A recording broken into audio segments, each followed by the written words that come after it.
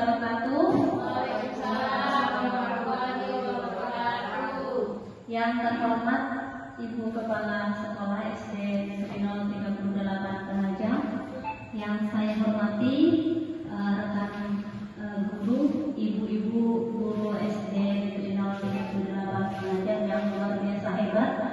Pertama-tama marilah kita panjatkan puji syukur kehadirat Allah Subhanahu wa Ta'ala, karena pada hari ini kita masih diberikan kesehatan untuk berada di ruangan ini.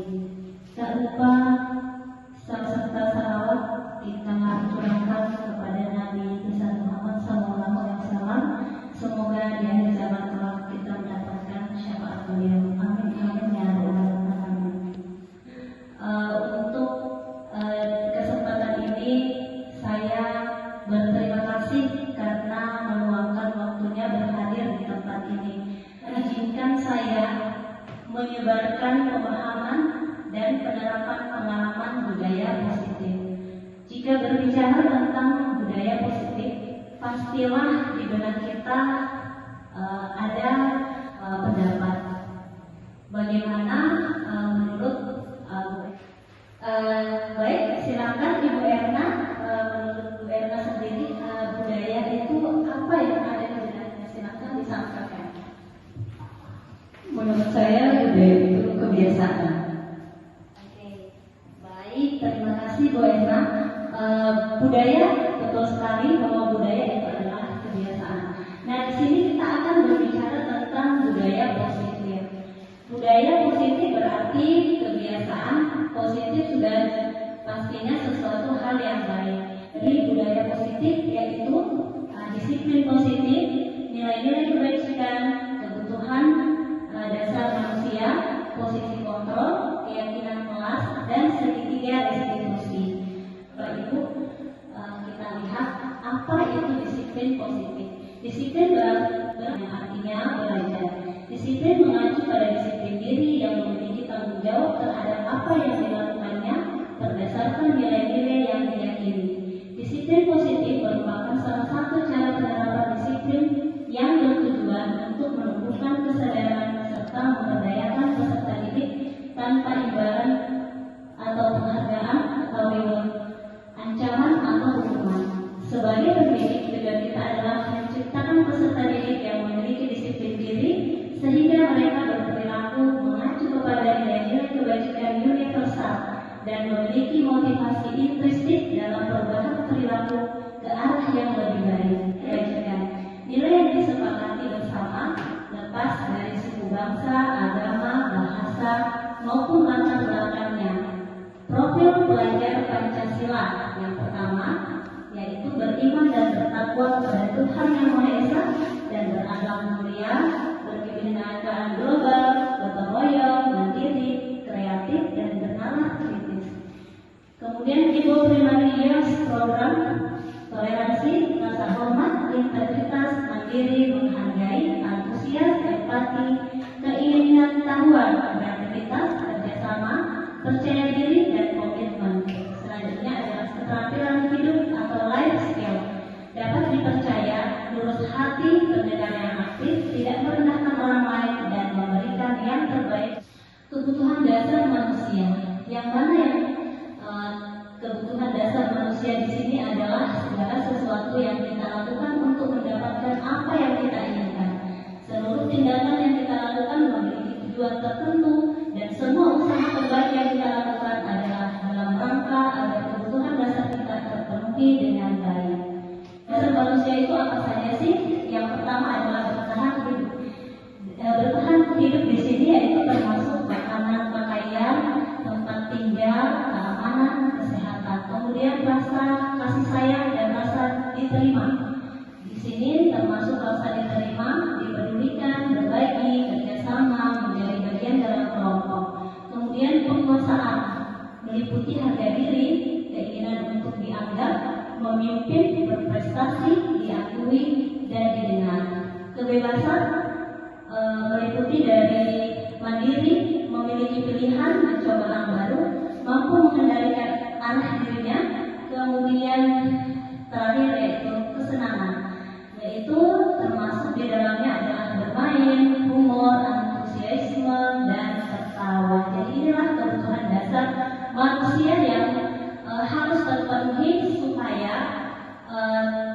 keseimbangan dalam dirinya itu terjaga. Jika salah satu ini tidak terpenuhi, maka bisa kita atau anak-anak akan ada yang kurang dari dirinya atau merasa tidak percaya diri karena tidak terpenuhinya 5 kebutuhan dasarnya seorang guru. 5 posisi kontrol guru itu diantaranya adalah penghukum, kemudian membuat merasa bersalah, kemudian yang ketiga teman, keempat pemantau, dan yang kelima adalah manajer. Jadi ini adalah 5 posisi kontrol guru. Nah, ini mungkin kita semua biasa berada dalam posisi ini. Namun posisi kontrol yang mana nanti yang menurut Bapak Ibu yang sudah kita terapkan kepada anak-anak kita? Contoh penerapan 5 posisi kontrol guru. Kasusnya siswa tidak memakai atribut lengkap saat upacara bendera. Nah, sebagai penghukum, kita akan meminta anak tersebut hormat pada bendera selama 1 jam. Jika kita sebagai pembuat merasa bersalah, kita akan mengatakan seperti ini. Berapa kali ibu atau bapak harus memberitahu kamu? Kamu selalu saja mengecewakan ibu atau bapak. Ini adalah jika kita ada dalam posisi pembuat merasa bersalah. Selanjutnya,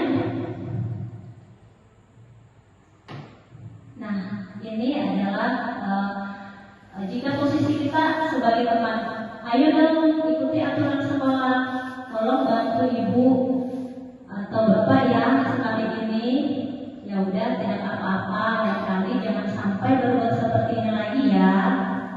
Nah, jika kita ada di posisi pemantau, kamu sudah melanggar peraturan sekolah, kamu tahu konsekuensinya. Setelah upacara, kamu beli atributnya ke koperasi dan jangan diulangi lagi.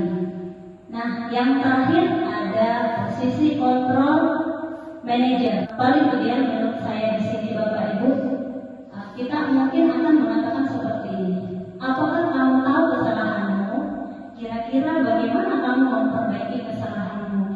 Jadi dalam posisi kontrol manajer ini, kita akan menanyakan kepada anak tersebut tentang kesalahan yang dia lakukan, dan dia akan menemukan dan solusi dari masalah yang sudah dia buat tersebut. Posisi kontrol apakah aku? Nah, sekarang Bapak Ibu silakan diamati. Saya kecewa sekali dengan kamu. Kamu tidak pernah benar melakukannya. Apa rencanamu untuk menyelesaikan masalah ini? Ayolah, lakukan demi Bapak, Ibu yang tidak pernah mendapat nilai jika tidak mengerjakan tugas. Nah, itu dia tadi kita berada di posisi mana sebagai guru saat anak-anak ada dalam masalah. Mengapa keyakinan kelas? Mengapa bukan peraturan kelas? Pembentukan keyakinan kelas. Di sini yang pertama bersifat abstrak, berupa pernyataan universal dibuat dalam pernyataan positif, sedikit saja agar mudah diingat, sesuai dengan kondisi kelas dan sekolah sehingga mudah diterapkan. Semua warga sekolah atau warga kelas dilibatkan saat membuat keyakinan kelas. Keyakinan kelas di sini berarti dia sudah tertanam dalam dirinya, instruktifnya. Jadi bukan lagi dari dorongan luar atau pengaruh dari luar, tapi sudah tertanam. Jika peraturan kelas itu masih biasanya kita tertulis, nah, namun keyakinan kelas itu dapat dibuat berdasarkan dari peraturan kelas yang awalnya kita buat. Selanjutnya yaitu segitiga restitusi. Segitiga restitusi adalah suatu proses dialog yang dijalankan oleh guru agar dapat menghasilkan murid yang mandiri dan bertanggung jawab. Jadi dalam menyelesaikan masalah anak-anak di sini adalah yang pertama itu dalam segitiga restitusi adalah menstabilkan identitas, kemudian menanyakan keyakinan, dan yang terakhir adalah validasi tindakan yang salah. Dalam segitiga restitusi ini, jadi anak-anak akan kita buat dia mencari solusi bersama-sama untuk menemukan jalan keluar atau penyelesaian masalahnya sendiri.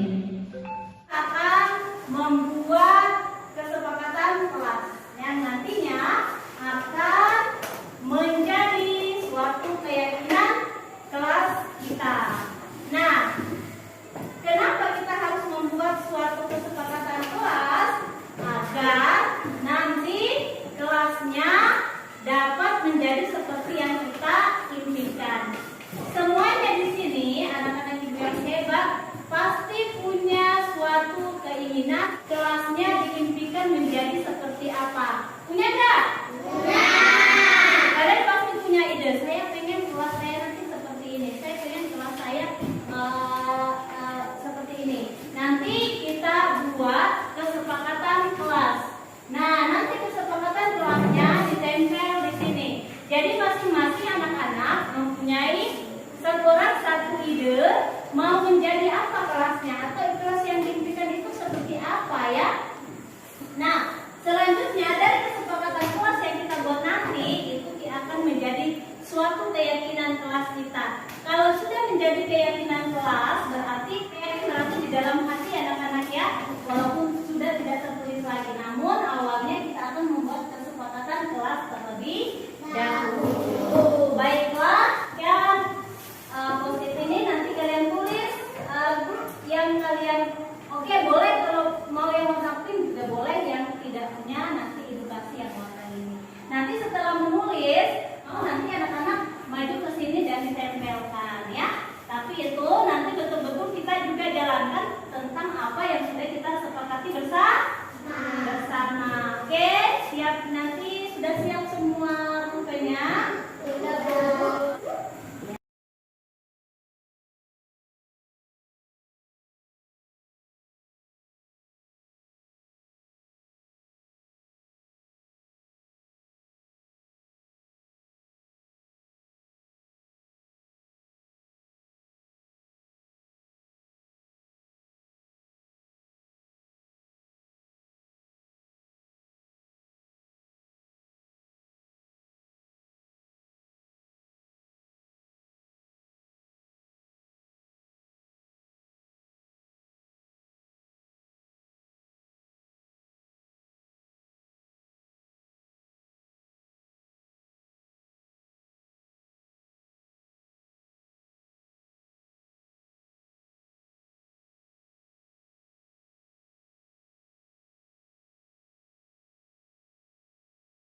Assalamualaikum warahmatullahi wabarakatuh. Perasaan saya sangat senang saat membuat keyakinan kelas ini bisa tercapai dan bisa menjadi bersih dan bagus. Perasaan saya setelah membuat keyakinan kelas, saya sangat senang. Semoga kalian bisa tercapai. Dan kelas 3D semoga bisa menghargai dan saling menyayangi. Assalamualaikum warahmatullahi wabarakatuh. Saya sangat senang membuat keyakinan